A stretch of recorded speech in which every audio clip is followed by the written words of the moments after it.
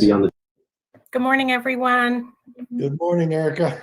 Commissioner Neal, my condolences. What a rough day yesterday. Oh my gosh, we had a great year and then a terrible tournament. So, but that's sports. I Now I thought have become a Suns fan, I guess. I'm really hoping that the sports gods haven't turned on us, and we'll see. But that was that hurt. They had a great season, won the pack, got to the World Series, but then they imploded. But getting to the World Series is a big deal. It is a big deal. Yeah, and they had a really good first game, lost in 12 innings, tough game. Yeah. Second game, not so much. No. The college kids, though, they really feel it. Not that the pros don't, but it's they feel it in a different way, Yep.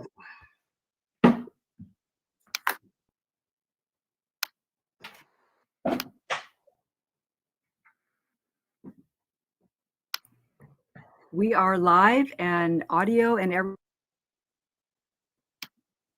everything's working. Thank you, Val.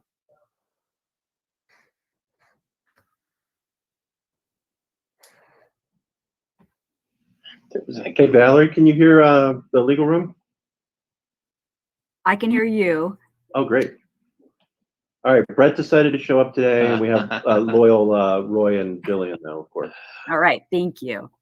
Yeah, I was just going to say, Brett, we couldn't see you. You were off screen, but now you're back on. But we can't hear you. We could see you, but can't hear you. People don't want to see me or hear me usually. No, actually, in one of the public comments, one of the advantages of this COVID communication is being able to see people in the tiles where if we were in a big room, you couldn't. And one of the public comments actually mentioned that I think that Commissioner York and Watchman weren't visible for a period of time. And it bothered people. They want to see the faces and the...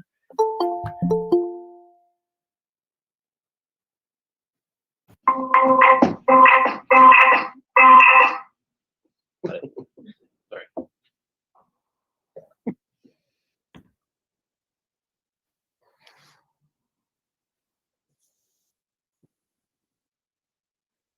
I like Mark's background. I'm presuming you're not at the Grand Canyon, although it looks delightful. No, definitely not there, but wish I was.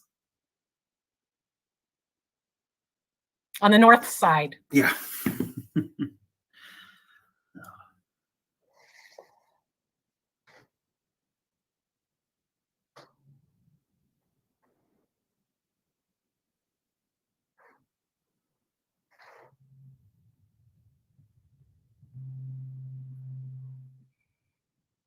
Good morning, Commissioner York, Director Schmidt. Good morning, Erica.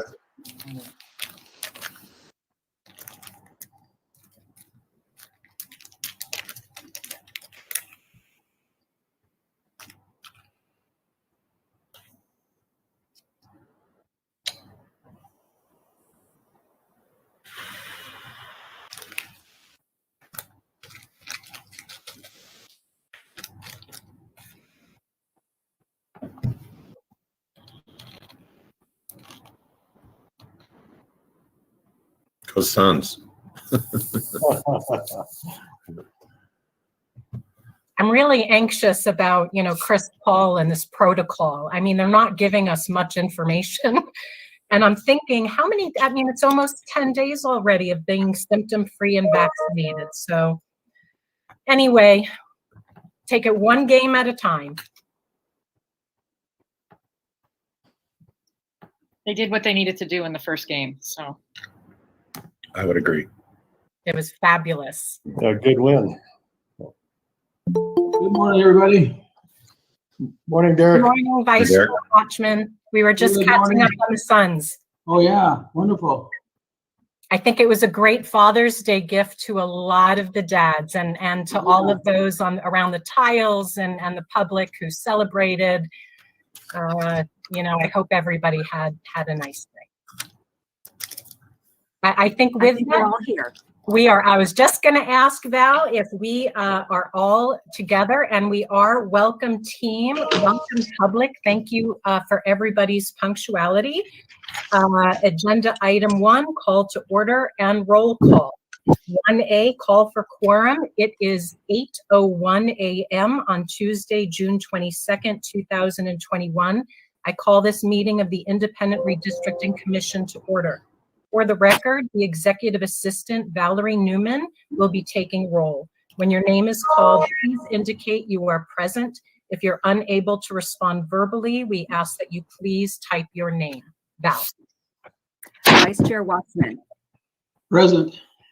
Commissioner Lerner, Present. Commissioner Meal, Present. Commissioner York, Present. Chairperson Newberg, Present. and for the record, also in attendance is Executive Director Brian Schmidt, Public Information Officer Michelle Crank, our legal team. We've got Brett Johnson and Eric Spencer from Snell and Wilmer, Roy Herrera and Jillian Andrews from Ballard Spar. Our mapping consultant, Mark Flahan from Timmins NDC, is here. Our special guest, Jim Chang, the state demographer from the Arizona Office of Economic Opportunity, and Angela Miller, our transcriptionist. Back to you. Excellent. Welcome our robust team. Please note for the minutes, a quorum is present. Agenda item 1B, notice. Val, was the notice and agenda for the commission meeting properly posted 48 hours in advance of today's meeting? Yes, Madam Chair, it was. Okay, thank you, team. Agenda item 2, approval of minutes from last week, June 15th, 2021. We have just the general session minutes. Any feedback, conversation before I'll entertain a motion to approve the minutes?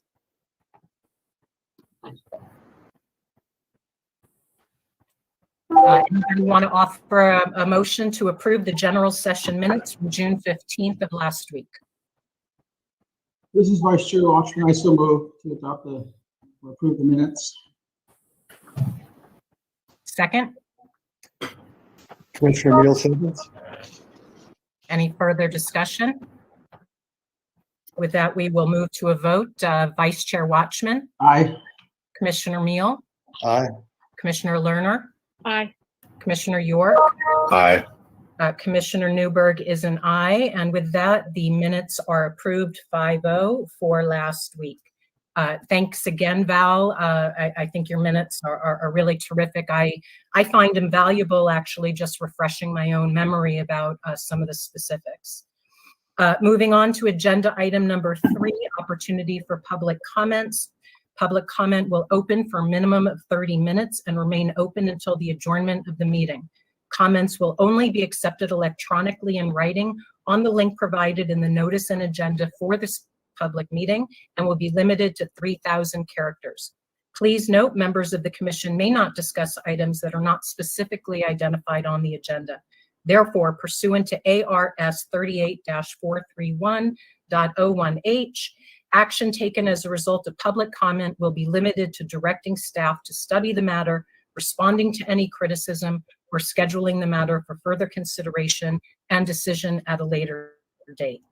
With that, we'll move to agenda item 4, discussion on public comments received prior to today's meeting. I will open it up to my commissioners.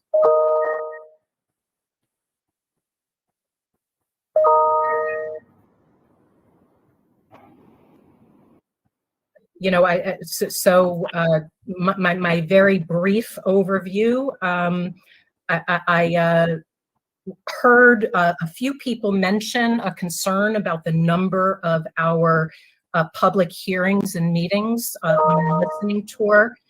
I'd like to reassure the public that if you compare the number of meetings that are planned and what we have already done, it does include these weekly meetings through which the public has a vehicle to chime in. We will have, you know, many opportunities for everybody to express their views. I feel so confident that this commission is deeply committed to understanding the communities of interest in our state, which means we're deeply committed to travel and or find ways that give us the information we need, and you have our commitment on that. The last thing I want to say on the public comments, there was a suggestion that I think is excellent to have a more visible timeline available to the community, checking off where we are in the process and what our next steps are ahead. We actually have an amazing timeline that Timmins NDC created.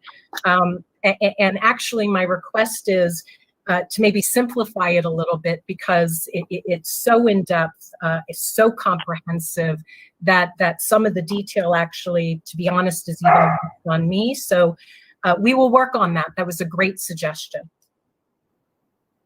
And if there are no other comments on the public comments, we can move to agenda item number 5, which we're all looking forward to, the state demographer's presentation.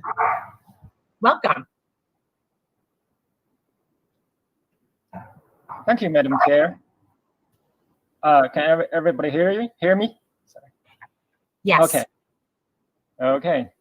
So should I just start? Okay.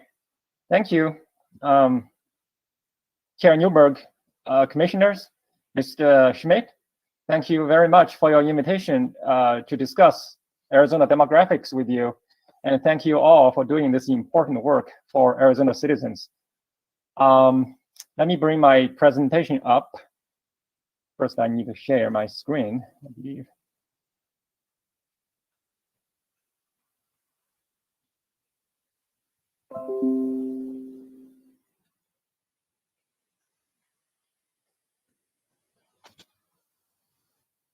Okay, now I cannot see you anymore. Can you see my screen? Yes, we can see. Okay, great. I'll get going from here. So I'm the state demographer. Let me just advance to one more slide. Our office is part of the Office of Economic Opportunity, which is under the Arizona Commerce Authority. Our main responsibilities are to produce and publish population estimates annually and produce and publish population projections 3 times a decade. We collaborate with the U.S. Census Bureau on decennial censuses, population estimates, and population projections. We manage a state data center program and promote the productive use of Census Bureau data. That's a brief overview of my office. I want to put this disclaimer in here. Frankly, this is probably this is an awkward time to be discussing demographics and population, because the only 2020 census results that have been released are the state population totals. Any population estimates and projections below the state level that are cited here are not based on the 2020 census, and they're probably outdated. And similarly, any demographic characteristics such as race and ethnicity at all geographic levels, including the state level, they're not based on the 2020 census. Therefore, the information presented here will prove to be different, sometimes significantly or substantially from the 2020 census results that will be released on August 16th, 2021. So both the Census Bureau estimates and our estimate, OEO estimates, are cited in this presentation. But all the projections population for the future cited here are made by OEO and not by the Census Bureau. And the last point is, if there is any opinion, if I express any opinion or viewpoint that's mine, strictly mine, they do not represent the opinion of the Arizona Commerce Authority or Office of Economic Opportunity. They really do not have any viewpoint or opinion on these matters. Okay, overview. So for the last a little more than 100 years, since 1900, this is our population. This is the decennial population. This population are presented in thousands. So back in 1900, we had a population of around 123,000. And you can see our population grow steadily and fast, in some decades very fast. On the left, that's the population size. On the right scale, that's the percent change. That's the annualized growth. So these population numbers are presented by decade, but the growth rate is annualized. So you can see back in the between 1930 and 1940, we had some slow growth. We had a growth rate of about 1.5, but for most other periods, our growth rate was pretty high. Between 1950 and 1960, we had a growth rate that was higher than 5%, about 5-7%. And then it was, you see this zigzag and generally trending down. And then for the 2010 to 2020 decade, our growth rate was around 1.1%. That's the decade that just ended. And going forward, you see the different color, the dashed line. That's the growth rate that we're projecting. Just for the next couple of decades, just over 1%, and going into 20 to 30 years from now, 30 to 40 years from now, we are projecting that we might dip below 1%, growth. But we are a different state now. Our population is, is quite high. In terms of population, we rank the 14th in the nation, so we're not a small state anymore. Okay, that's an overview. Okay, so this is looks like a classroom thing, a equation, demographic balancing equation. So when they do the decennial census, they do a count, enumeration. They count everybody, but between the censuses, they do population estimate. Well, we also do population estimates. And the way you do population estimate is the population of a specific time, let's say population for 2021, you started with the population of a previous year. It can be year, it can be month, it can be decade, but normally we do it for a year. So the starting population of last year plus the natural change plus the net migration. That's it. That's all you need to do. All you need to know to do a population estimate. And the natural change is simply birth minus death. If you have more birth than death, you're going to have positive change, natural change. If you have more death than birth, you're going to have negative natural change. That's why I use change, not growth. And the migration is simply in-migration minus out-migration. If you have more people coming in than people going out of your state or whatever geography you're talking about, then you're going to have a positive net migration. If you have more people leaving your geography than people coming in, you're going to have a negative. So that's the equation. And when you understand this equation, they give you a PhD in demography. That's okay. So this is the birth and death data and natural population change. Of course, birth minus death, that's natural change. If you look at the top line on this graph, that's the birth since 1960. You can see throughout this period, at the beginning we had some dip, but throughout the period, for most of the years, we saw growth. And for some years, it's pretty fast and robust growth. And you can see we reached a peak around 2007. Yeah, in 2007, that was the year when Arizona had the highest number of births. We had a little more than 102,000. And since then, births declined.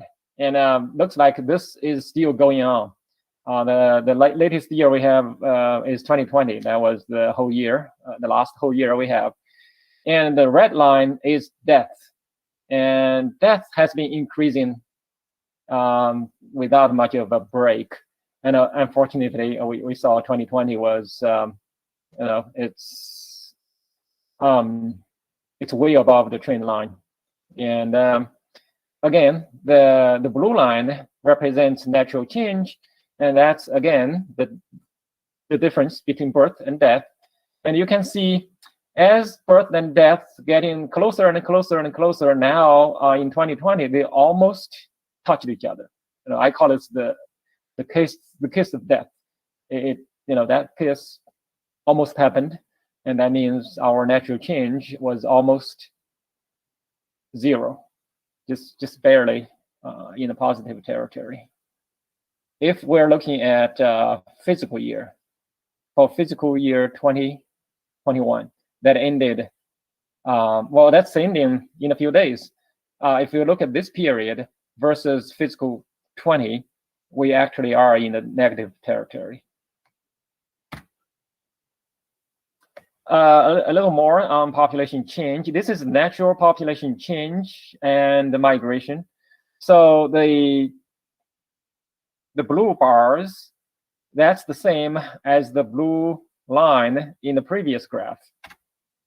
This blue line, this starts in 1960, but this graph is a much shorter period. It's fiscal year 2001. I'm using fiscal year because I'm sorry, I'll take it back a little bit. I said the blue line and the blue bars here are the same, but they're not exactly the same. The other one was by calendar year. This is by fiscal year, so slightly different. The reason we use fiscal year is because our population estimates are for July 1st. And from July 1st to July 1st of next year is a fiscal year. So the estimate of net migration is by fiscal year. So that's why we also do birth and death by fiscal year.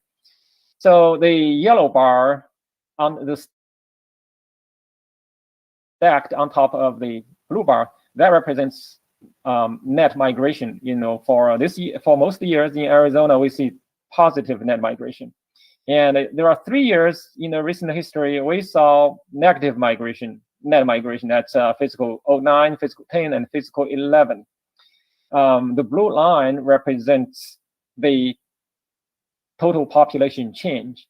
If we always have positive natural change and a positive net migration, this line would not be necessary because the height of the stacked columns would be the total population change. But since here we have a few years of net migration, the stacked bar doesn't exactly work that way. So I put in this line here to represent population change. If you look at this, our fastest growth happened in the middle of last, not this last decade, but the decade before, in 2005 and 6. Our population change was almost 200,000. And then currently, for the last few years, our estimate indicates that our growth was just below 100,000 people. We all know our state. We have a lot of migration going on, both people coming from out of the country and mostly people coming from out of the state. If you compare the state with the U.S. as a nation, the United States, the majority of the people are born, of course, within in the United States. But this graph shows the people who are born in the state of residence. For the U.S. as a whole, 58% of the residents are born in the state where they are now, and for Arizona, it's only 40%. But if you look at the red part in the middle, so it's 28% of the U.S. residents are born in another state or U.S. territory. For Arizona, it's almost half. 47% are born in a different state, and where 13% of our residents are from a different country versus 14%. That's kind of close. So where do we come from? I'm sure some of you can see your home state or the state that you recently moved from. California is by far the largest origin state. We have 3 tables. The first one is sorted by the size of migration to Arizona.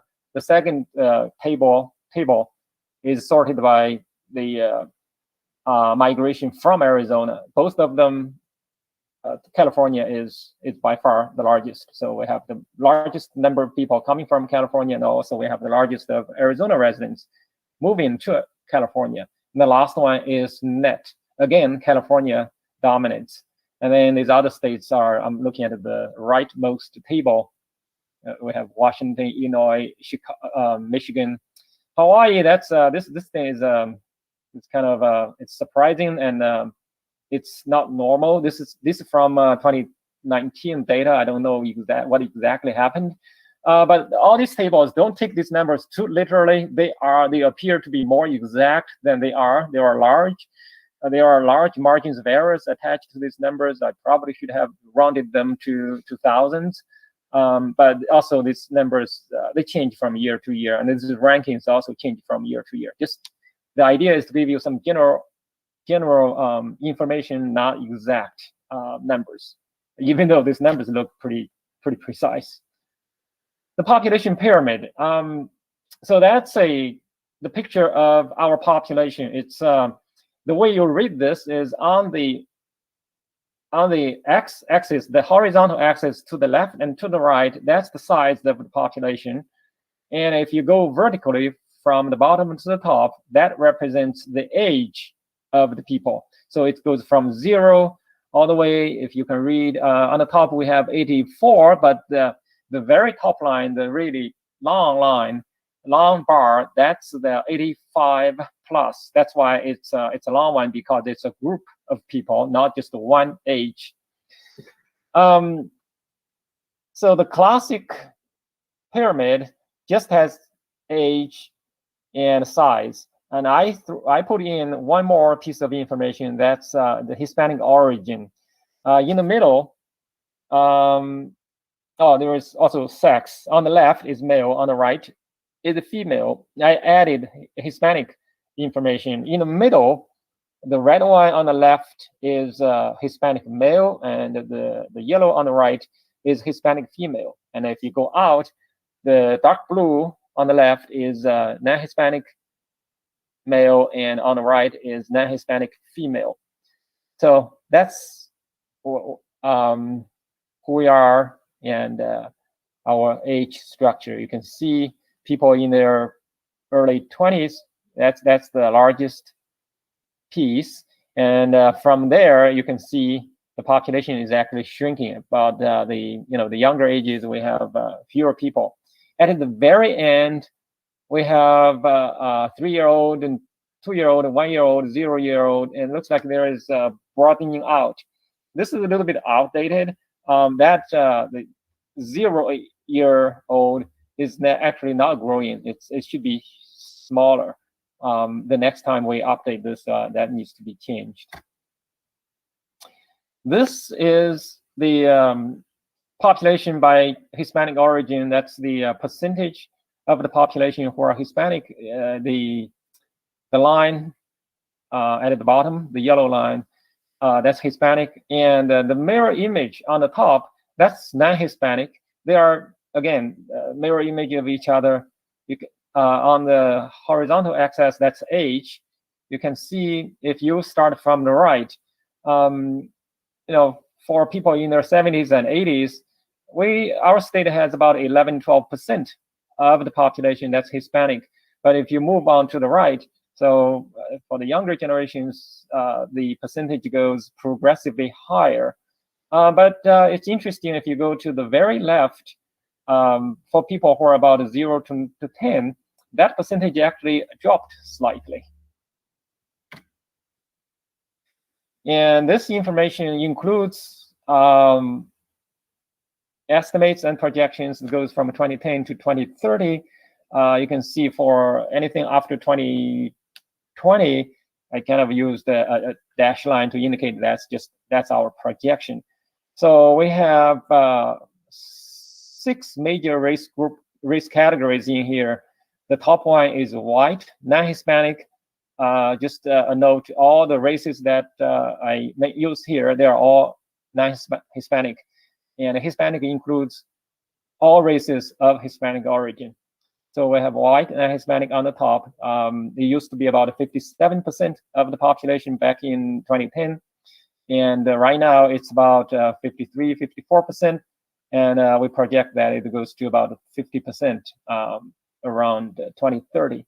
And Hispanic population's proportion goes steadied up, but it was about 30%, just below 30% in 2010. We believe it's around 32 to 31, 32, around 32% right now, and might go to about 36% in 2030. The other races, American Indian, Asian, Black, and there is other. The other includes 2 or more races. They are truly minority, and we believe they will remain minority. They are they're about 2% to 5%. Okay, now talking about birth rates. This is total fertility. There are a lot of ways to measure fertility rate or birth rate. One of the ways is to use total fertility rate. The total fertility rate is simply this. If a woman goes through her childbearing life experiencing the current age-specific fertility rate, this total fertility rate would be the number of people she would have. So this rate is a bit sensitive to the current changes, and it's a good measure, and it measures the number of people that a woman would have if the current fertility situation persists. So this chart starts in 1990 and ends 2020. So if you look at back in 1990, again we have 3 lines. The top line is Hispanic, the lower line is non-Hispanic, and the one in the middle is the total population. Back in 1990, Hispanic total fertility rate was over 3%, and the non-Hispanic total fertility rate was about 2.1%. And then there is a little bit of fluctuation, goes up and down. Hispanic around 3%, around 3. I'm sorry, it's not percent. The non-Hispanic around 2. So, and this changed after 2007. So it reached a kind of a peak in 2007, but it quickly, for everybody, the fertility rate turned down. And this decline is especially dramatic for the Hispanic population. If you see again, in 2007, it was just below 3.1%. And then in a matter of 4 years, it dropped to just above 2%. And then it's still going down. So that drop was quite something. It's historical. You have not seen things like this happen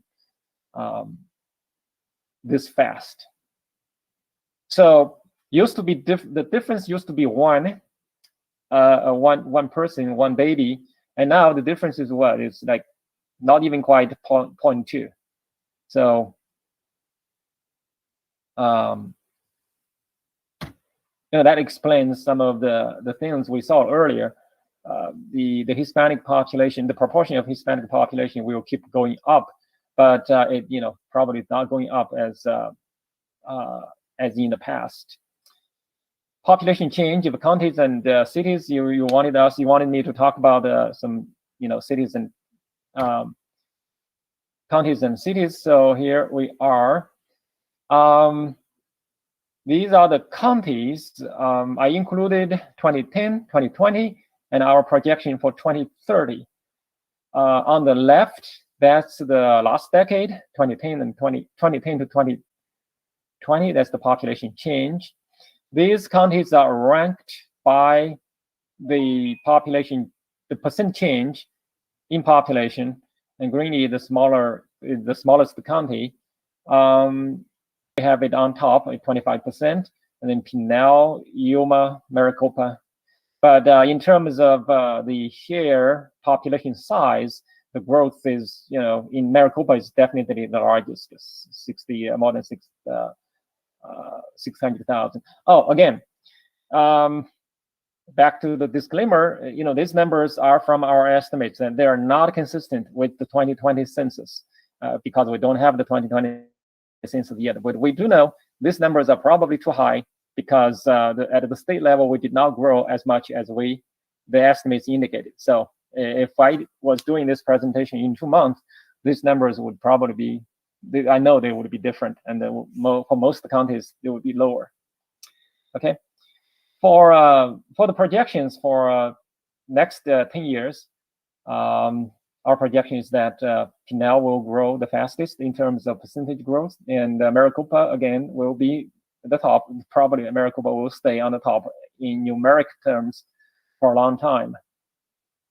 And at the bottom of both charts, you see Apache, Cochise, and La Paz in an estimate is not at the bottom, but in the projection is near the bottom. We, we could potentially see some decline in some of these counties. Population of Arizona cities and towns. We have 91 of them. I did not list all of them. I just listed the top ones in the last decade. On the left, that's ranked by numeric growth. Of course, Phoenix is on top just because it's the largest city, and it's still growing. And then you see Phoenix, Mesa, Gilbert, Bagay, Chandler. These are all in the Phoenix area, and then you have Tucson also. To the right, these are ranked by percent growth. You probably have heard about the explosive growth in Queen Creek. That's both in Maricopa County and Pinal County, and the Bagay, San Luis in Yuma County, and then Marana in Pima. Okay, and then we have a small town, Clifton, that's in here because we're ranking the cities by percentage growth. Okay, these are projected. Okay, time goes by fast, so I'm not going to spend a lot of time here. And these are the cities that we have seen we think, some loss in the last 10 years. And on the right is projection, and we think these cities might see some actual decline in population in the next 10 years. Okay, risk estimate change by counties.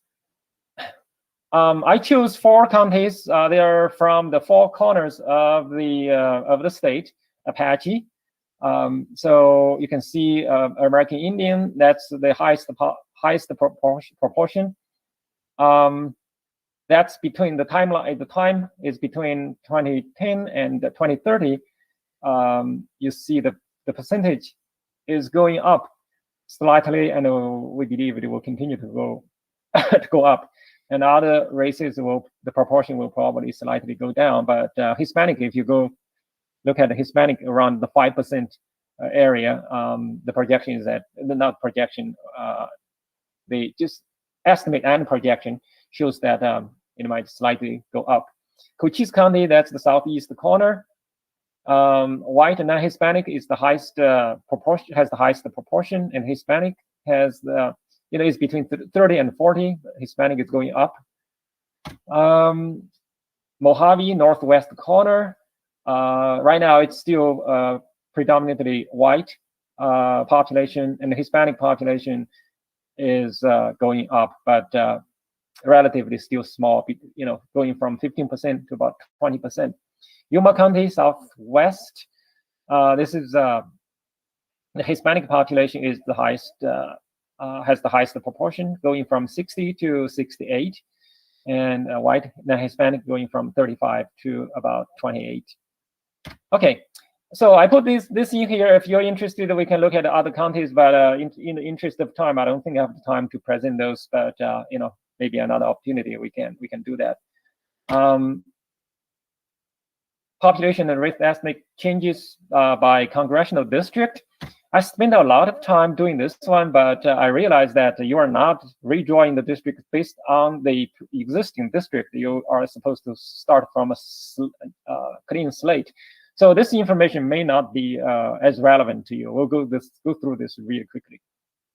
So this is the current congressional districts map. I'm sure you're all familiar with this. So total population, 2010 and 2019. The 2010 was from the last census.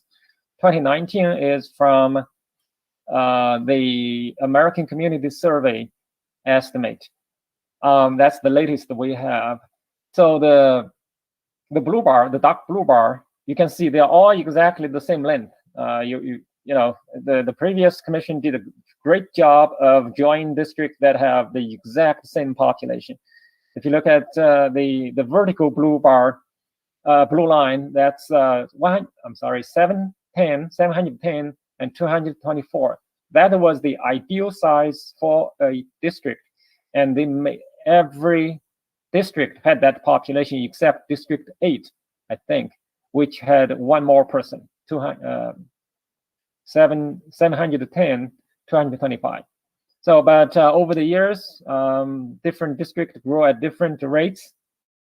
You can see, looks like different District 7 and District 5 grow the fastest, and District 2 grow the slowest. This the red thing on the top, on the end of the bars, these are margins of error. So when they do population estimates, they're not 100% certain. So these are 90% margins of error. So just keep that in mind.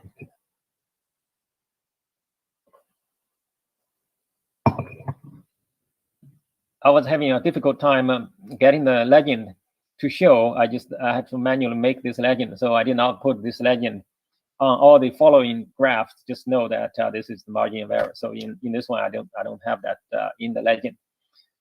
So this is the Hispanic population. You can see for every congressional district, the Hispanic population appears to have grown. On the left, that's the total population. On the right, that's the Hispanic as a percent of total population. So even though in every district Hispanic population grow, the percent as a total population does not necessarily grow for every district. If you look at District 7, looks like it did not really change much. If you look at District 3, looks like Hispanic population as a percent did grow. So same is true with the District 2.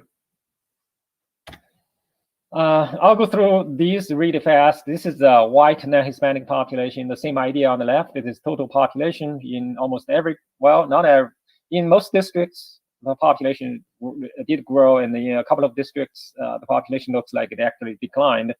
But if you look on the right side, for every, basically every district looks like the proportion of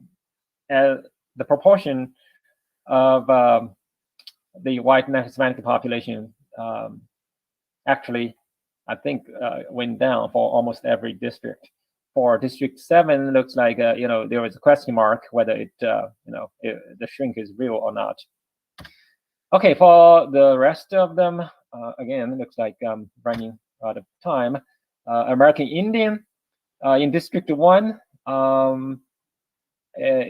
Looks like the American Indian population is concentrated in District 1.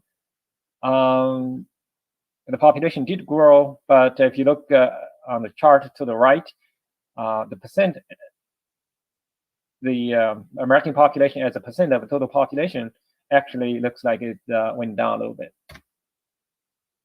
The Asian population, it's not big, but it looks like it's the growth is pretty big relative to the small population. This one is Native Hawaiian and other Pacific Islanders. This is a really small population. It's the smallest population group in our state. So you can see the growth looks pretty big relative to the size, and also, but the margins of error are pretty large as well. So if you look at District 8, the margins of error goes all the way almost to 0. So I think it actually goes to 0. Okay, this is some other race. We're not going to spend a lot of time here. I got a question specifically to talk about Indian reservations. So we have this slide. On the left, it's a map of all federally recognized tribes in Arizona. And on the right is the population of these tribes. Navajo Nation is by far the largest Native American reservation or tribe in Arizona.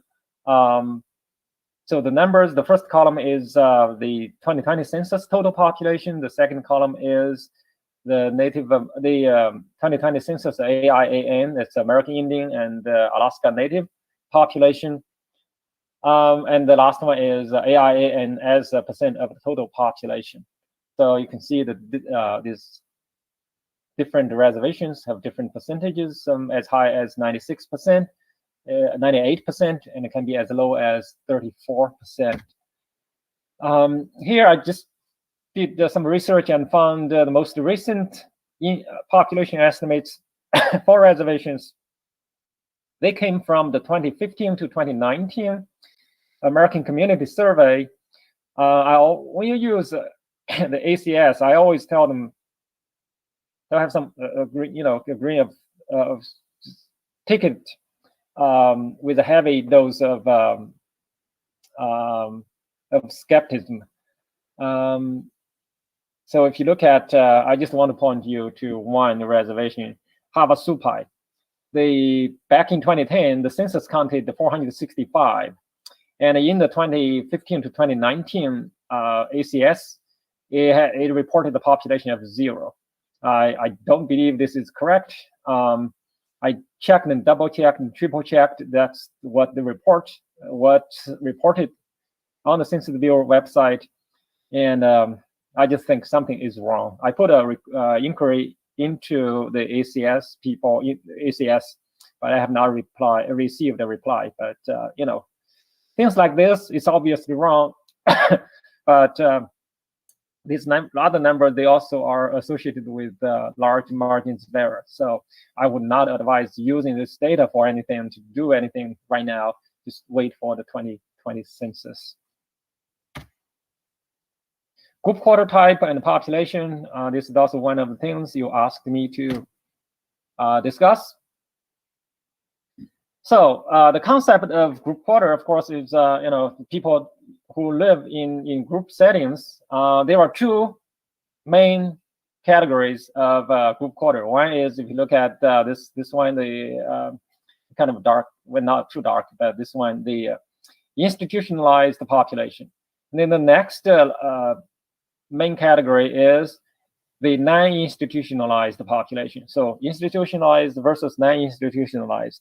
And within institutionalized, we have these types. Correctional facilities, they include state prisons, federal prisons, jails, and stuff like that. And juvenile facilities include juvenile group homes and juvenile correctional facilities. And there is nursing facilities, skilled nursing facilities, and other institutional facilities. So, and going to the right, non-institutional include college dorms, military, and other non-institutionalized facilities. And within each, you see all these numbers: 502, 501, 601, 602. These are very detailed definitions. Again, we don't have time to go into all these details. Public school enrollment trend last 10 years. That's another topic you wanted me to discuss. So Arizona District and Charter School ADM. ADM stands for average daily membership. That's a way of for Arizona Department of Education to count enrollment and for funding. But it's a concept that I'm not going to spend too much time explaining this, but it's close to enrollment, but it's not exactly enrollment. It takes into account when a pupil shows up and when a student leaves the district, things like that.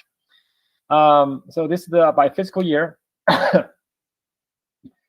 So look at the columns. The blue color represents the traditional district ADM. The yellow one represents the charter school. As you can see, charter schools throughout the last decade were growing steadily. And the red line represents the annual growth rate of charter schools. They are, if you look at the growth rate, the scale is on the right. So it's between 3% and 9%. The bottom line, the blue line, that's the growth rate of traditional charter schools. For much of the decade, it was below zero. A couple of years, it was barely above zero. And for the decade, the annualized growth rate was 0.3%, negative 0.3%. For charter school, for the entire decade, annualized, it's 6.5%. For all public schools, 0.7%. Excuse me, having problem with my throat.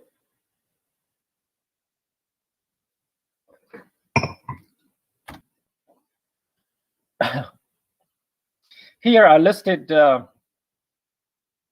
top 10 districts that gained ADM and lost ADM in fiscal year 2018 to 2020. Go back here, you will see that I was showing 2020, but I don't have fiscal 2021 because fiscal 2021 was a different year. In the state, I think it shows we lost about 38 to 39 students, but they probably will come back. They probably already come back. So I did not use 2021. So on the left, these are the top districts that lost ADM in the 2-year period. You have Tucson, Cartwright, Mesa, Glendale Elementary, Pendergast Elementary, and so on and so forth. And you can see these are the districts that are kind of in the center of the metro area, and also they are more like mature areas. And on the right, you have districts that are growing. You have Queen Creek, Glendale Union, Maricopa Unified, Chandler Unified, Tolleson, Marana, Higley, Vail, Agua Fria, Union High, Florence Unified. Another thing to point out, all these growing districts, none of them are elementary, but on the left, you have quite a few elementary districts that are shrinking. And you can see Glendale Union. The Glendale Elementary District is actually inside Glendale Union High School. While the elementary district has been shrinking pretty fast, the Union High is still growing. So this is something that we noticed that has to do with the population, with the birth decline in the last 13 years. So the decline in birth has negatively affected the elementary districts, but they have not affected the high school district. That's why you see the continued growth in Union High, but the fast decline in elementary. Same thing with Pendergast Elementary. That's part of the Tolleson Union, and Tolleson Union is still growing. So, and also Washington Elementary District is inside Glendale Union. It is declining fast. It's not on this list, but it's. I think if I expand this list 2 more, we're going to have Washington. So the elementary districts are really losing enrollment. Establishments. I think this is the last segment of my presentation. Establishment and employment statistics. We did 2009, 2019, and 2029. The reason I chose these 3 years is because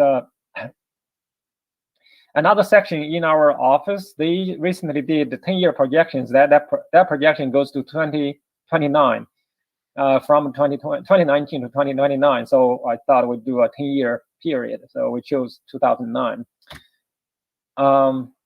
So Arizona total establishments by super sector. Just have a quick. This is not my area of expertise. So establishment is, it's not the same as a company. We have more Walmart. There is only one Walmart in the nation, but you have many establishments. You might have 5 Walmarts in Tempe. So those 5 are establishments, but that's the concept. So here we have 2009 and 2019. Some sectors are growing, and some other sectors actually shrunk. And the construction, construction famously, we lost a lot of jobs, and it was still recovering. Total establishment change by super sector. Well, that's the information from the previous page. You just instead of looking at total, we're now looking at change. So professional and business services and education and health services, these are growing sectors, and we have, like I pointed out, construction and other services. We were losing establishments. To the right, the same information, but ranked by percent change. Information is top. Information is relatively a smaller sector. Okay, let's look at some employment, super sector employment. This is both past, recent past, and 2029 projected. These are ranked by 2019 numbers. Education and health services, that's the largest sector. It was in the past, we projected that it will continue to be. Okay. And we look at the change. On the left is numeric change in employment. On the right is percent change. Education and health services, again, will have the largest change. And on the right, that's the percent. Financial activities, construction, looks like we're projecting a strong comeback in construction. Professional services.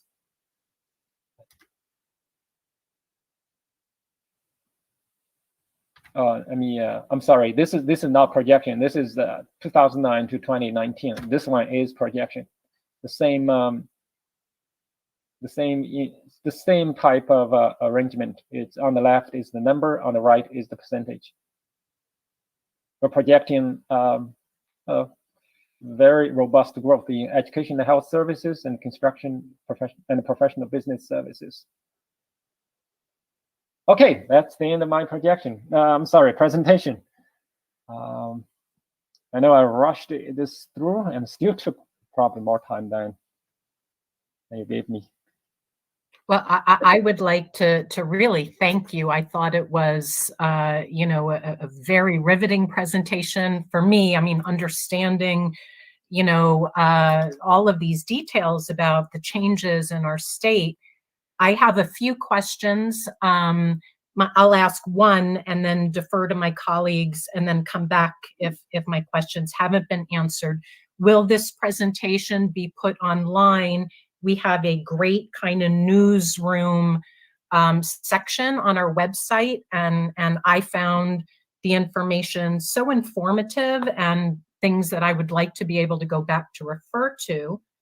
And I'm sure many, in the public would like to as well. So that's my first question, and then I'll turn the questioning over to my colleagues. Valerie has the presentation. You can do whatever you want with it. So okay. You have we it. have your permission. Thank you very much. Yeah. This is Commissioner Lerner. I have a question. Thank you. This was a really informative, interesting presentation. I appreciate that a lot. At one point, you were talking about how the population was almost touching between growth and negative. Do you think that some of that, because we had that sharp decline as a result of COVID last year, when it looked like, for the population decline, it would be interesting next year to see what happens in terms of the rebound between the birth and death rates, because that death rate went very high. The birth rate had gone down.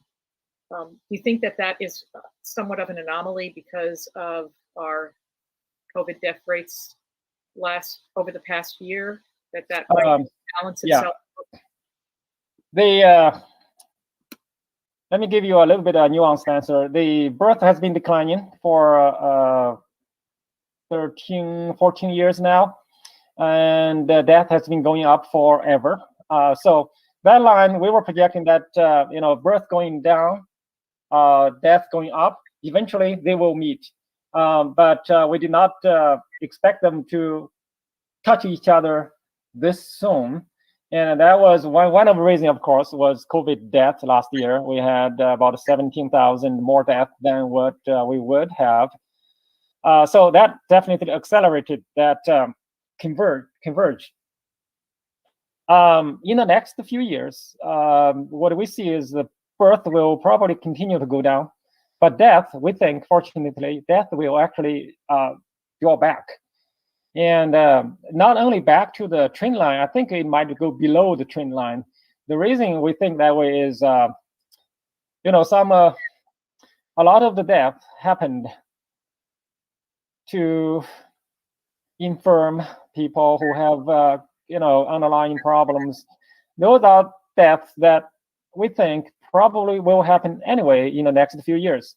And since they already happened, they're not going to happen again next year or the year later or the year later. So we think if COVID-19 is brought under control, as looks like it is, we think the death actually will go down below the trend line.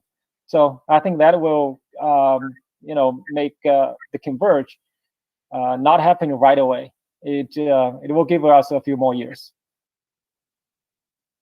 But in the long term, those two will converge.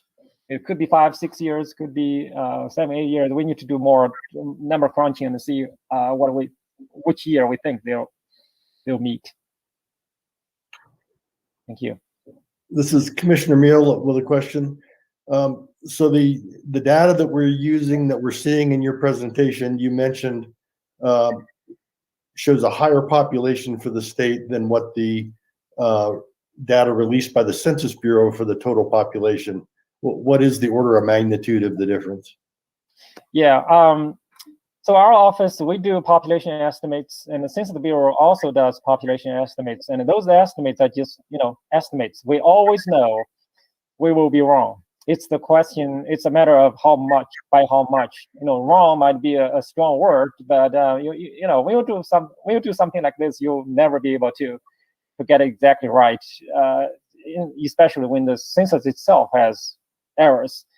So our estimate was off by I don't remember the exact number. It's we're talking about 130,000 too high. The Census Bureau's estimate was about 240,000 too high. So we're happy to report that our error was about half the size of the Census Bureau's error.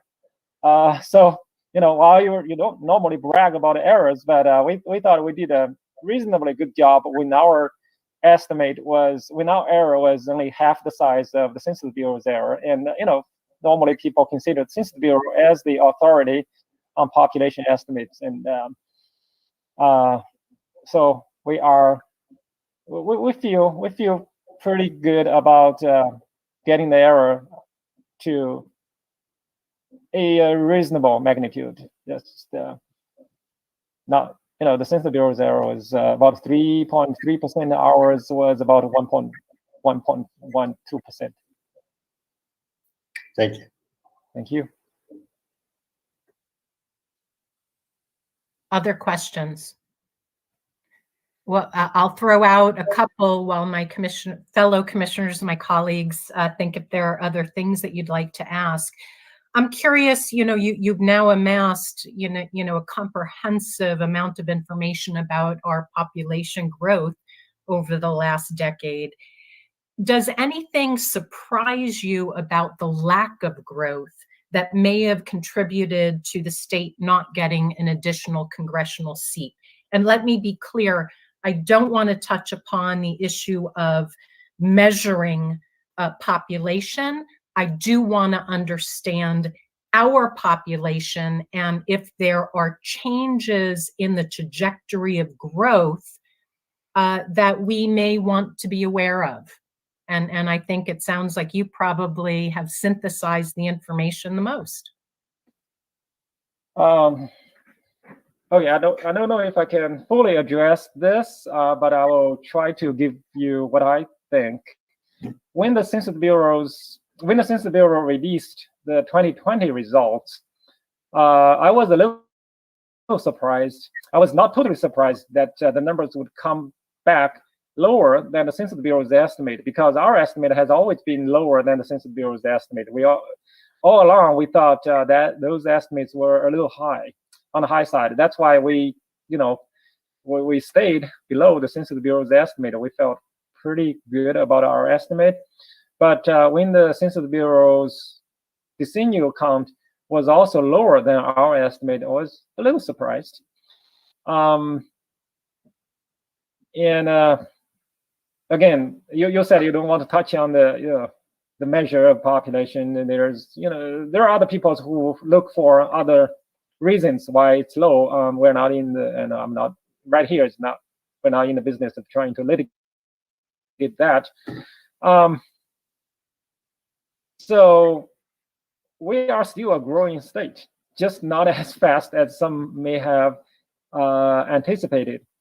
And the engine in the past, the engines were natural change and migration. And for a long time, both natural change and migration were strong engines. At some point, we were growing, 50, 60,000 from natural change. That's not happening anymore. We're now 3-4 years ago, when I make a presentation, I usually tell people, look, our natural growth is getting below where we have seen in the past 55 years. And that was alarming because since 1960, our natural growth at that point was around 20,000. And it was going up and up, it was in the 40s and in the 40,000, in the 50,000, and all the way to 60,000. And then it dropped back. And I tell people this is going back to the 20,000 range. And we have not seen this in 55 years. And today, we are way below where we were in 1960.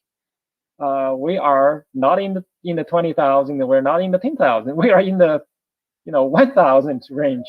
So we kind of lost one engine in the twin engine situation. So in going forward, even in the last few years, our growth almost exclusively come from net migration.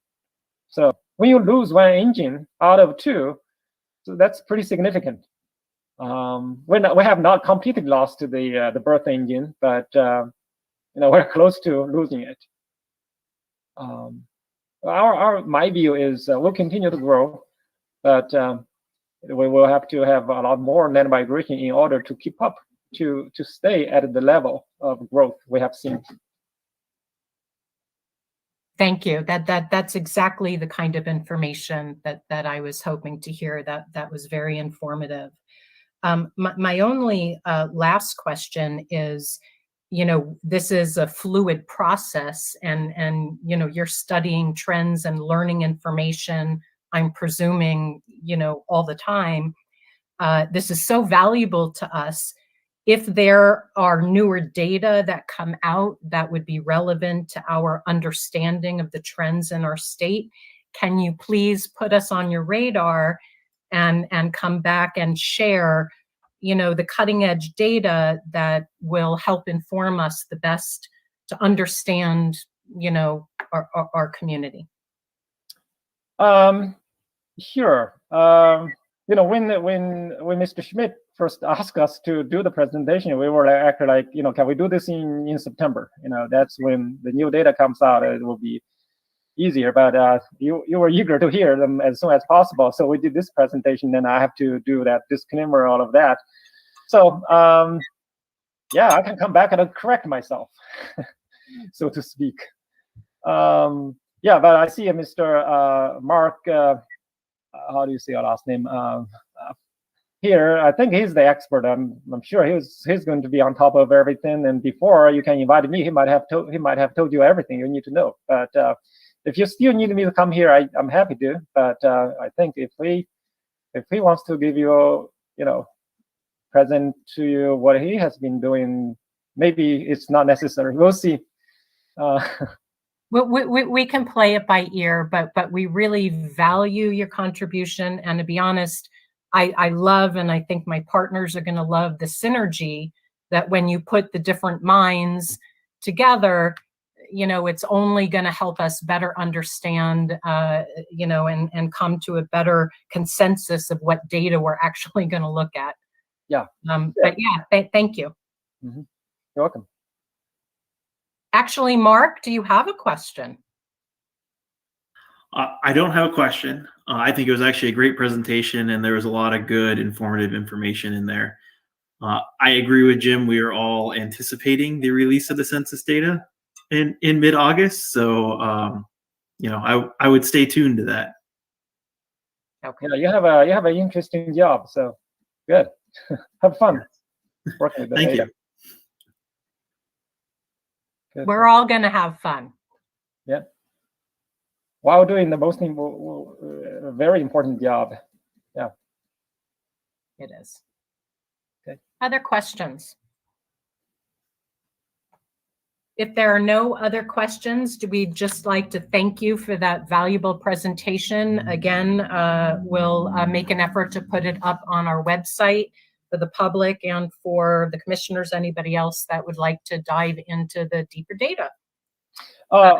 Since you mentioned that, I just made a couple of corrections of some typos and stuff. I'll send Valerie. I'll send you a new version, so please don't put it up yet. I'll give you a new version. There is no substantive change. It's just a couple of typos and stuff. Yeah. Thank you. Thank you. Bye-bye. Yeah. Thank you. Okay, does anybody want a break before we move to agenda item number 6, which is going to be an update from our mapping consultants, Timmons NDC?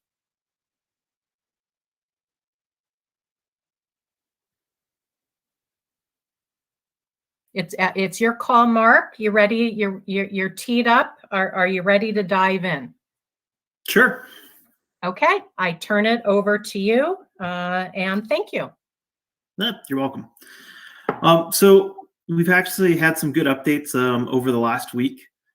We've been really working on my side to prep for the Esri redistricting software installation and that environment coming up. So we've definitely made some good strides forward going down that way, so that way we can get it up and running for you guys. We have started to do some prep for the listening tour and looking at slides that are mapping related to be able to inform the public on. So we've been really working on that in the back end side, and hopefully we can get those finalized this week. But we will refer to legal when we get those generated.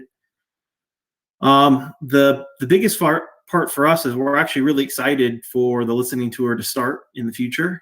And get some really good feedback from the public coming in. And then once we get that feedback, we'll be ready to process that data going forward.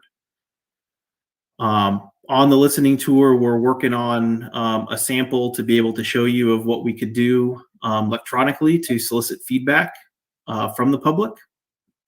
So I'm hoping in the future that I can show you guys that and get some comments, but we will work with Brian on the back end to do that, and your legal team.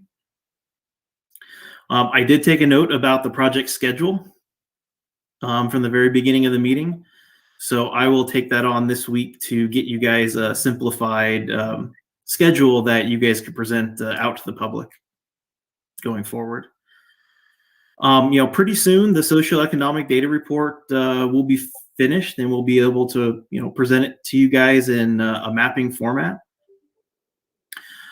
With that being said, we're going to work with Brian on getting your guys' map website sort of stood up and ready to go. So we're going to need some look and feel advice, and we'll provide that to Brian that can provide that to you guys going forward. Once the redistricting software is installed and configured, we will work on scheduling some training dates for you guys to train you on how to use the new software, because I know that is a very big anticipation on your guys' side to get the look and feel and maybe some hands-on experience. Other than that, that's really the last week in a nutshell. We have put out some requests for data, and those are getting fulfilled right now. I can open it up for any questions if you guys have. Mark, this is Commissioner Lerner. When, at the same time you get us ready for training or get things ready for us, can we also be sure that there's something available for the public so that they can have whatever training modules that they can go through on their own, because they're going to be a big part of this process? Yes, and we will work with Brian to figure out what exactly that looks like.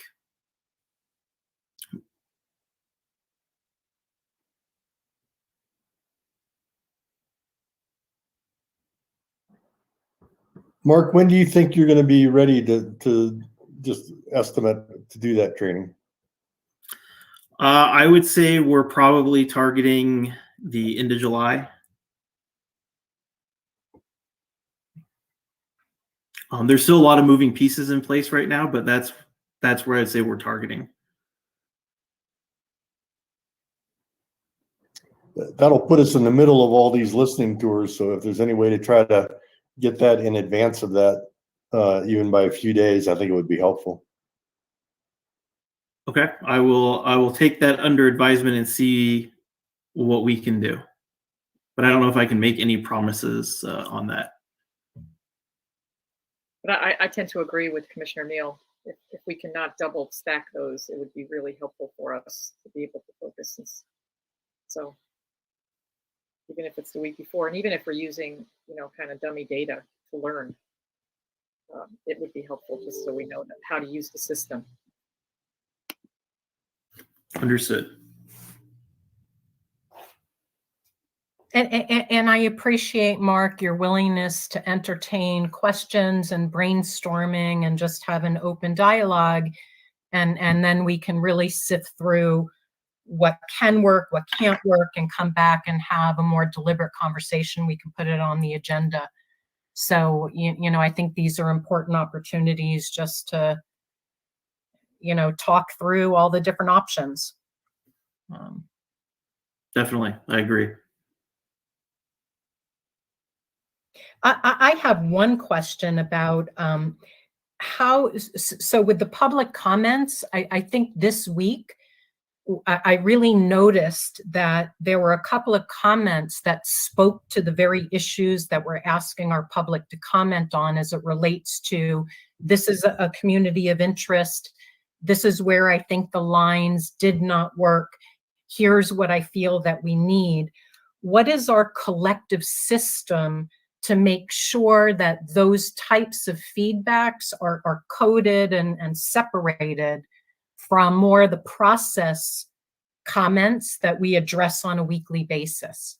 I just don't understand how that plays out. I want to protect our data. We'll take in all the data that we get and code it to your guys' discretion. And this is where we're going to have to work with Brian and you, the commissioners, to come up exactly how we want to code it and define it. Okay, so it sounds like in the meantime, it's incumbent upon, I would say, the commissioners, and I am doing this, and Director Schmidt, to highlight those public comments that speak to the lines and make sure it gets funneled to you. We'll have to define the process. I don't know exactly off the top of my head on that. Okay. I bring this up not that we need to clarify the process. I bring this up just such that the public understands that the efforts that you're making to communicate data to us, we're tracking it, and we're highly motivated to organize it in a way, where we're the most informed. And that's why we're asking these questions. And thank you. And you should be asking these questions. So, this is Commissioner Lerner. I just have another follow-up. I just pulled out your timeline, which of course needs to be adjusted because of when you were awarded the contract. So yes, it'll be helpful when you go back and redo that as part of it. And so when you come back with that revised timeline, I know we're asking you to simplify a little bit and then revise based on actual dates versus based on the award. We have to make those adjustments, which will be really helpful for us, I think. Then some of our questions might be answered by looking at that timeline. once you've revised it with the real dates, knowing that there's always going to be some flexibility. You had very precise dates in there, and perhaps grouping them by a week or a 2-week period might be helpful. And then within that 2-week period, listing the kinds of things you're going to try to accomplish rather than a day-to-day like you have right now, which is great. But then when we get thrown off like we did with the award, it doesn't work as well. So somehow to help us, because I saw that the training was listed within that as well, but of course that all has to change. So just as you're thinking through how to make that timeline more understandable for the public or more available for the public as well as for us, so we know the expectations, that would be helpful. Okay, I'm taking a note of that right now. And I also want to just kind of understand that there's going to be a sensitivity to what is it that you might feel that you're committing to in a timeline and what is aspirational. And so let's start with rough drafts, where we could really take a look at how we want to think about what are the absolute drop dead deadlines and what are the deadlines that are aspirational and unique to us, but subject to change if necessary. So we want to be understanding on that front that there's going to be some aspects that we're simply not going to be able to be wedded to. Okay.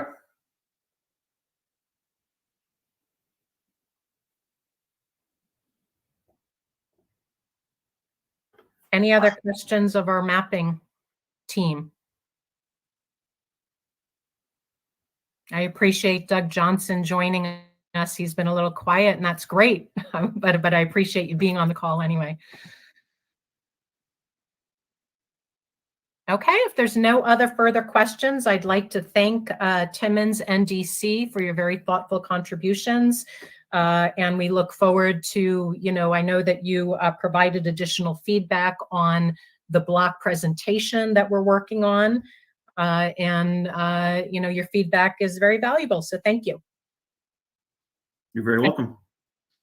With that, we can move to agenda item number 7, which is the executive director's report and discussion thereof. And I defer to my colleagues if and when anybody needs a break. I vote for break now. Okay. Should we reconvene at maybe 9:25? Perfect. Okay. We'll see you all soon. Thanks, Eric.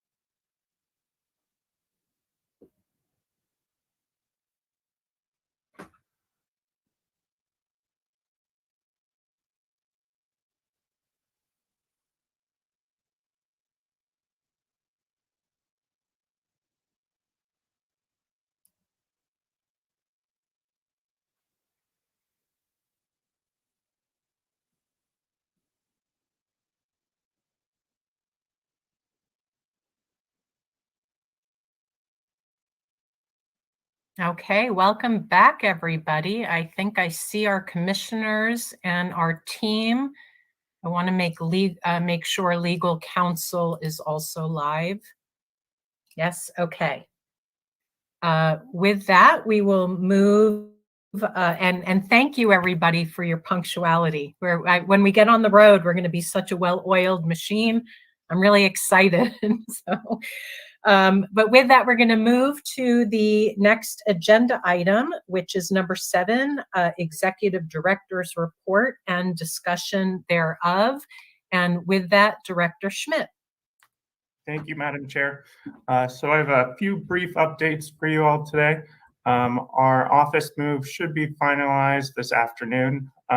We had a few IT pieces that needed to get put in place before we could complete the move. So our new suite number will be Suite 127, and we'll update the website once the move is complete, hopefully this afternoon. On the budget, I'm hearing that there is a deal at the deal on the budget at the legislature, and a vote could come either today or tomorrow.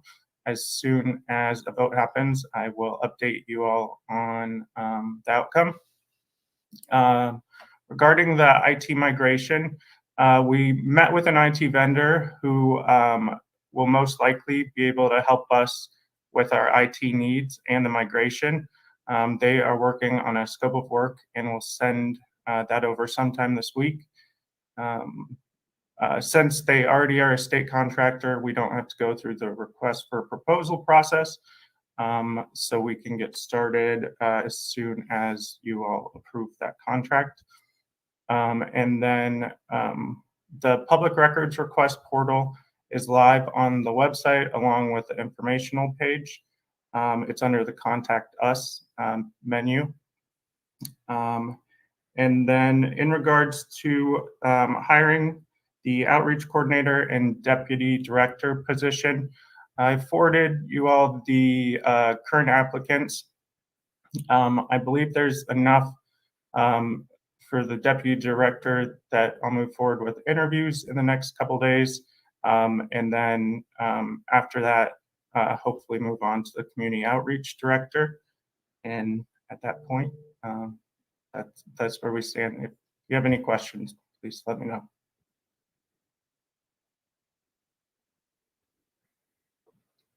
So Brian, it looks like based on that timeline that we'll have the full team together well in advance to our first public meeting. Is that correct? Yes. Thank you. I don't have questions as much as maybe a few observations based on the report.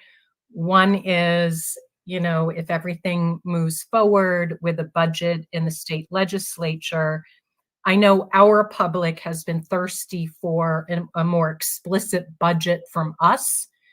Once we're aware of the allocations, and now that we have a much better sense of just regular monthly bills and the process ahead, some of that more structured budgeting will be forthcoming. But I think we feel that we're in a very good place. So that's one thing on the budget.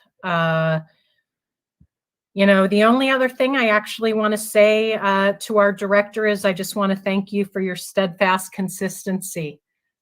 I mean, you know, things change day to day, and it's a stressful process, and you know, we appreciate just your consistent, you know, leadership. So thank you. Thank you, Madam Chair.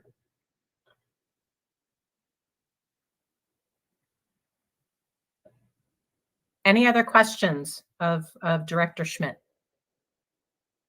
Okay, with that, we will move on to agenda item number 8, discussion and possible action on proposed revised travel schedule. And I defer again to Director Schmidt, who I believe has been the person most responsible to having to integrate you know, a full team's worth of schedules and logistical, you know, challenges and all of the above. Thank you, Madam Chair. Just give me 1 second while I pull it. Sure.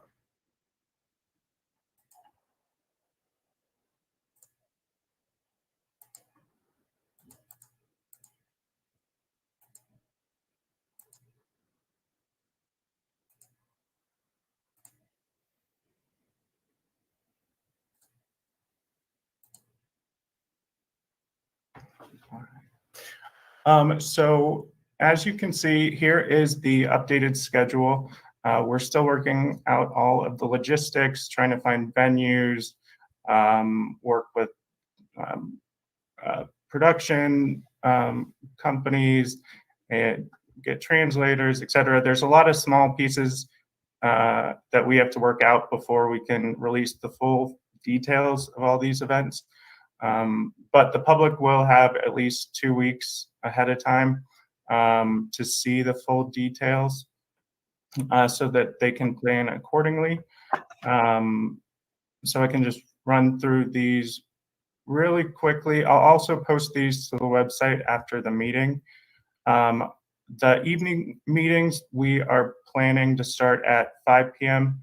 And the morning meetings, we're planning to start at 9 or 10 a.m. Those are weekend meetings, so it'll give the public the most amount of time to come and give their opinion to the commission. We hit all the counties, a couple of them using satellite locations, but we do go to every county. We're in Maricopa for 3 different hearings, and we are in Pima for 2. And Pima and Maricopa both have weekends, and then we make an effort for the other counties to start them later in the day, so once people are off work, they can come to the hearings if they would like. Are there any questions on the schedule? Brian, and I know you're working on the technology piece as well to get that. So if so, for commissioners, we can either attend in person or via some links of some kind. Correct? Absolutely, Commissioner Lerner. That's one of my #1 priorities, is making sure even if you all can't travel, that there is a way for you to attend the meeting virtually. Thank you. Welcome. And I appreciate you extending or expanding on the number of public meetings. That's great. Because we now have a pretty good number and a nice distribution around the state, which is what we were hoping to do. And having the satellites, which will work nicely for those who don't necessarily want to drive an hour and a half or 2 hours. They can get involved in a different way. And I know that we'll work on the agenda. I'm sorry, not the agenda, but the process on how that will actually work, how to integrate them into the meeting. Yes, absolutely. And we still will have some sort of virtual aspect, but that's one of the things we have to work through. As well as the flexibility of trying to accommodate as many of the commissioners' schedules as possible. So, the public should know that the commissioners have been involved with this scheduling, and we're doing our best to try to make ourselves available to participate. This is Commissioner Meal. I noticed in the 2011 commission that on these public meetings, generally there were 2 or 3 commissioners present. And I think at some point we should circulate, Brian, I suggest you circulate to the commissioners a list of which meetings that we think that we know we're going to be able to be at in person, each commissioner, and which ones that we think we can be at virtually but not in person, and which ones we don't think we can be at all, so that you could look through that list. And if there's any meeting that has less than 2 or 3 of us, then we need to figure out how to improve that.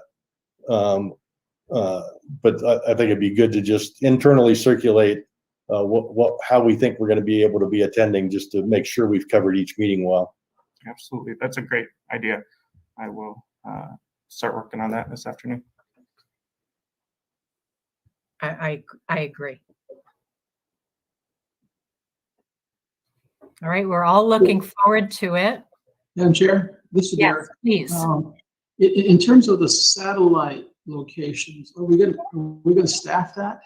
And well, obviously we are, but we probably have to think through who's actually gonna be, like we have, for example, July 23rd, Casa Grande, and Zacatone, and Lincoln, and so.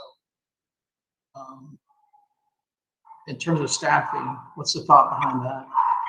We're planning on having at least one staffer at each of the locations. When we're looking at some of these satellite locations, we're looking at community colleges that have satellite locations and main campuses, so that it'd be easier to integrate those two locations than a couple random different locations. But we will have a staff member at each location. Brian, is a real minor point. If you redo this list of meetings and just add the day of the week as another column, it just make it easier to read. Yeah, absolutely. Thank you. You're welcome.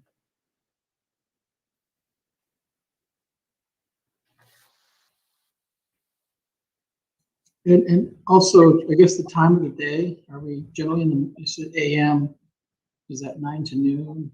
Or and in the PM, is that in the afternoon or evening, generally speaking? The evenings, internally, we've spoken about a 5 p.m. start time. So folks who are getting off work can still attend the meeting. The morning ones, we haven't set times for those, but I'm thinking 9 or 10 a.m. And we can leave them open, or we can have an end time. It's whatever you all are comfortable with.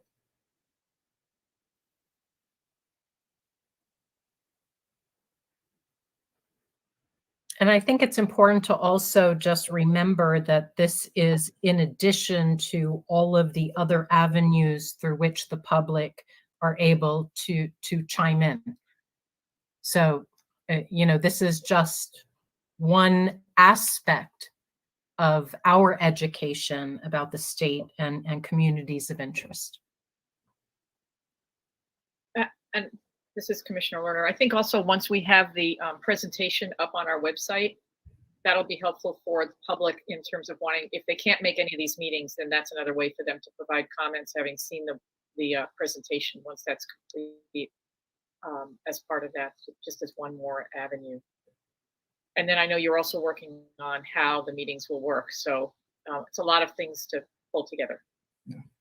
And one thing I am working on with the mapping consultants, and I think I spoke a little bit about this before, was a where members of the public can pull up map online and circle an area and specify why they think it's a community of interest and what they would like to see for their community. So we're still working through all that too. So, but that'll be another avenue for people to participate as well.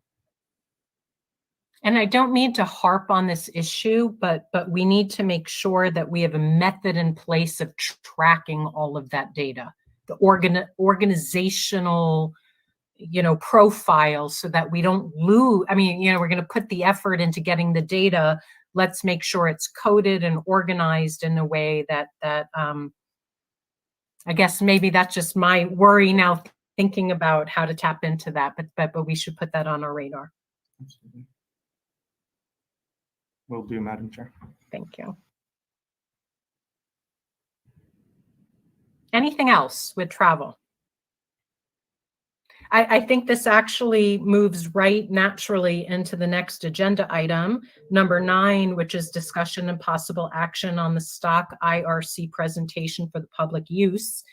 I was glad to learn that Timmins and DC, they have shared their feedback, ideas about just improving on our stock presentation. I'd like to thank my fellow commissioners for sharing their feedback. And it's a process that is fluid, and we're working to strengthen it and finalize it. Anything else you want to add, commissioners or Director Schmidt, on the stock presentation that we're working on? And of course, legal will have the final review to ensure, you know, that we're not putting ourselves in any unnecessary risk. This is Commissioner Lerner, I guess. Do you think we can get a pretty decent draft for us to comment on by next week, so we can start to, you know, what's going to happen is our first meeting is going to come up real fast on us all of a sudden.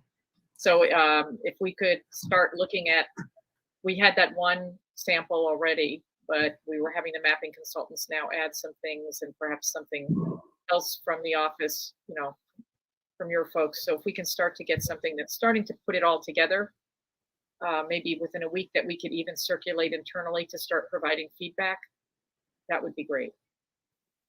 Absolutely, Commissioner Lerner. We just got the updates from the mapping consultants. So we sent them over to legal to review. And as soon as they review, I will send them out to you all. So hopefully we can have it done by next week. Thanks, Brian. You're welcome.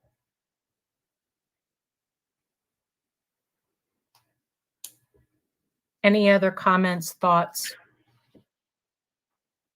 I think we can then move to agenda item number 10, discussion and possible action on census data, census delays, and ways to mitigate its disruption.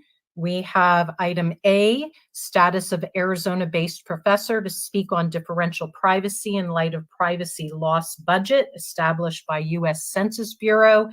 And we have agenda item number 10B, discussion of academic documents and legal filings concerning differential privacy issues.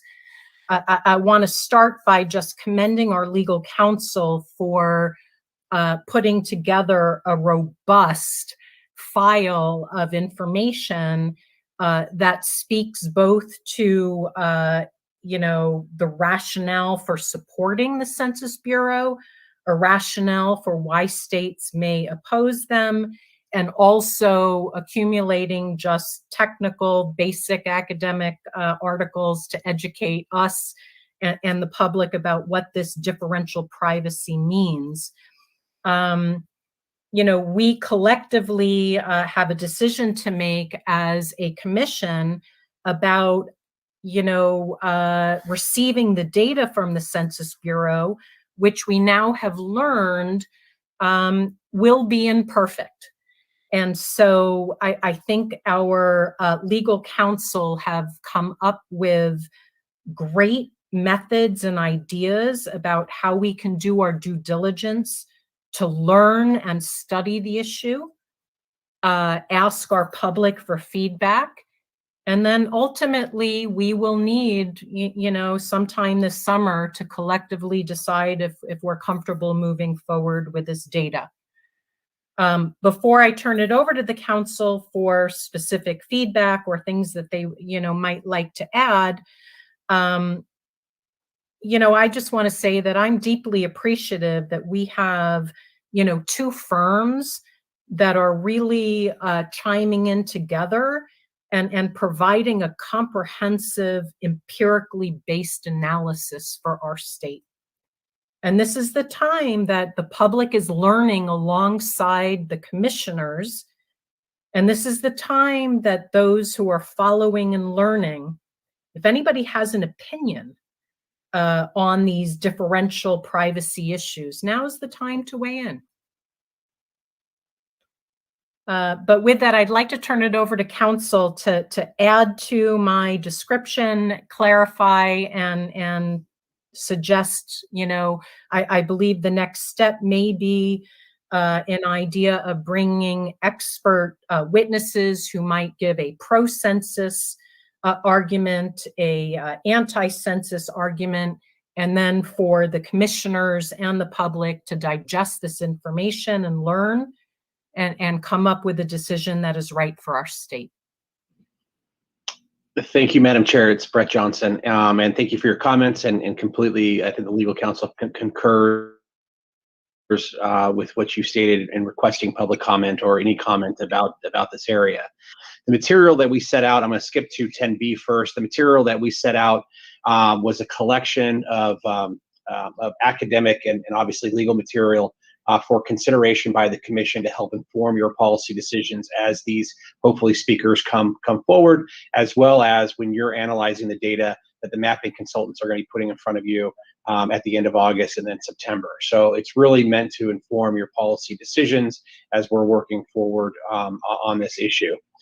We tried diligently to find a professor who basically had not already made up their mind about this issue, and it was quite difficult. We did have some contacts with Arizona-based professors, but they were not able to give an analysis and review before the end of September. Therefore, we changed tactics, and we have located basically, I don't want to say the premier, but very top folks who are both pro and con as to the privacy differential issue, as to its impact on redistricting, that we are currently in discussions with to hopefully present on July 13th. That might be a little bit premature. And the idea that the material that we have provided will hopefully frame some of your questions. It will be a little bit of a longer meeting, at least from the discussions we've had with the pro and the con folks, is that they're each going to need at least 45 minutes to present on their position. Unfortunately, I think it is going to be heavily academic, but from that context, I think that you're going to be able to get an understanding of privacy differential. And both, at least the folks that we've talked to so far, have stated that they were able to do some minimal analysis as to the impact on Arizona, which was very important for us when we were looking for an Arizona professor. So we don't know exactly what that looks like. There will be, quite honestly, a nominal charge for their time to be able to do that review. It is a very fact-intensive, time-intensive. 4 to 5 hours is what they said it would take to do their analysis. Each of the folks, and I don't want to give you their names so yet because it might change, but the folks that we are currently in discussions with, they have actually presented at other commissions across the country and before legislative committees. So this is not their first rodeo. And they're going to be able to bring their collective information as to the state of Arizona. So with that, happy to talk about anything. Roy, did I say anything more? No, I think that's right. Everything's correct there. I think the sort of main value of these experts in particular are going to be their application of their expertise on Arizona. And so that's sort of what we've been trying to get. And I think we may have found, so we're trying to work that out scheduling wise now. Happy to take any questions. Are there any states that are actually opposing this and fighting against it? Yes, going back to Eric Spencer's presentation a few weeks ago, Alabama is fighting this, or from a different prongs. There are some other states that have raised issues. There are also a collection of other politicians who have raised concerns with the Census Bureau. Alabama is the furthest along. That has already been presented to the 3-judge panel.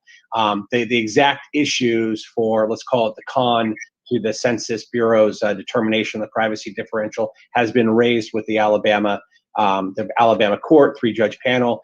Their opinion has not come out yet. The reason why it went to a 3-judge panel is that you're able to immediately appeal that to the U.S. Supreme Court. The problem is that the 3-judge panel has not given an indication as to when they're going to rule, and so it doesn't really do anybody much good if the 3-judge panel comes out in October with a determination. It obviously, it's all going to have a trickle effect on the other states, although it's very Alabama specific. That's our concern. Alabama has a completely different system than Arizona. We do believe at least somebody is out there at least moving that side of the needle forward. I have also seen, and Roy can also opine on it, there are other different groups that have also opined on it, primarily from an economic standpoint, but also from a redistricting representation. For example, some of the Native American organizations have grave concerns about the privacy differential and how it's going to impact the tribal communities and representation in those areas, because of and also the rural areas. And we have obviously 12, 13, depending on your count on rural communities and how that would impact the area. I know that the mapping consultants, Doug Johnson and his team, are fully aware of these issues and are trying to take it into account as they're planning for the August and September rollouts. So hopefully with all of this prep and also the encouragement for comment by the public, that we're going to be in a good position by the time the U.S. Census Bureau does release that information to roll straight into your constitutional duties. Yeah, I would just add, Commissioner Meal, that since we've last talked about it, there have been no new legal actions taken by anyone as far as we're aware of, and there haven't been any further developments in the Alabama litigation. Roy was more succinct than me. I mean, this is a very complicated issue, but at the end of the day, the timeline is so tight that I question whether anything is going to change. That we may not have a lot of alternatives than to just live with the census data the way they want to present it. I think that's right, Commissioner Meal, and I think that's a big question in the Alabama litigation. I mean, that obviously, that point I think was raised to the judges in that case, and so I'm very curious to see sort of how, if there's a reaction to that, if they feel pressure to get a decision out, before the census data gets released or not. Yeah, and also keep in mind our Title 16 requires us to utilize census data. So our options outside of what is being presented to us by the federal government are slim.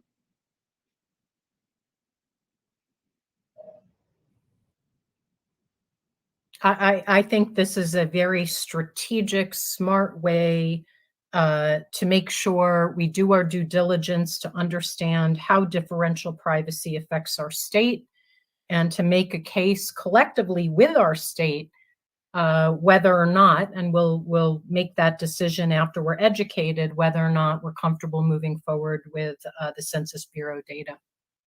And I appreciate the council's, again, their thorough exploration of this. I encourage everybody to read about it on our newsroom link. Commissioner Lerner may not like to hear this. I think it was actually the legal analysis that was almost more understandable to me than the scientific analysis. I was reading the science journal and I didn't understand anything, but the legal counsel, because I guess they're having to explain to just everybody, I thought that would resonate with people. So I encourage everybody to dive into it. There's a lot of information there. That's all. I think it was over 1,600 pages. Hopefully, Commissioner Lerner, we get an A for effort in your class. At least in research skills. Yeah, in research skills for sure. I know, but there was no overall summary. It's like, anyway, we're looking forward to that as it comes up. But no, seriously. The executive notes would have been nice, right? And actually, Doug, I was going to say that too, that, for when we do get these kind of large documents, some kind of an executive summary would be really helpful. I do know more about Alabama law than I intended, that's for sure. And letting us know, do you really need to read the 1,600 pages, or, maybe in the next 3 weeks we'll get to it. But no, but we're teasing our counsel. We loved it. I mean, at the end of the day, I feel so comfortable knowing that we're doing our due diligence to thoroughly look into these issues, because we do have a responsibility to do the redistricting based on real, accurate data. I mean, that, one person, one vote. If you don't have accurate data, you can't do that. So I applaud our council for working collaboratively to really dive into this, and I look forward to the summaries that we will eventually hear from the pro and con, people that represent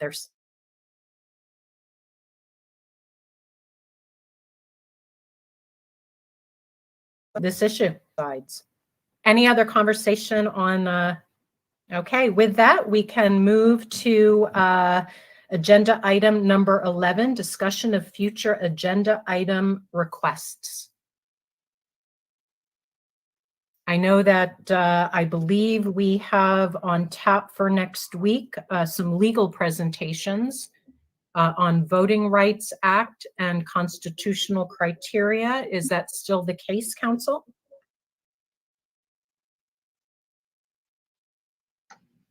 Madam Chair, that is the case. We will be presenting next week on both the Voting Rights Act and the Arizona constitutional requirements on redistricting. Okay. I think many of us are looking forward to that, and I encourage the public as well. I think that will be valuable information for everybody to learn and listen to. So I look forward to that. Any other additional suggestions for future agenda item requests? Chair Newberg, I assume some things are just going to keep rolling over at this point, right? Yes. We will continue to have the updates from the mapping and all. Okay. Yes. Great.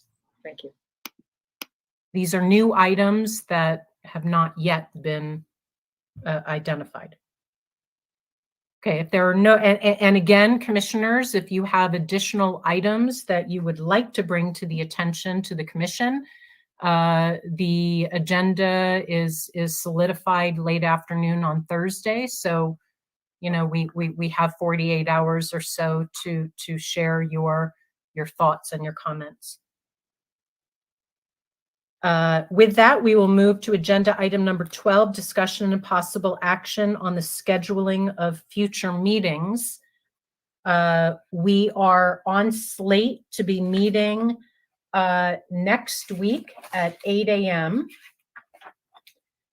We have discussed the idea of taking July 6th off in observance of July 4th and allowing our broader team to maybe have a little downtime.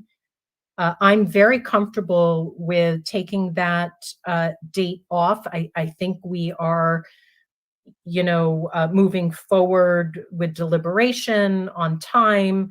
I feel very confident with, our timeline with making decisions. So if everybody's comfortable with skipping the 6th, I welcome feedback.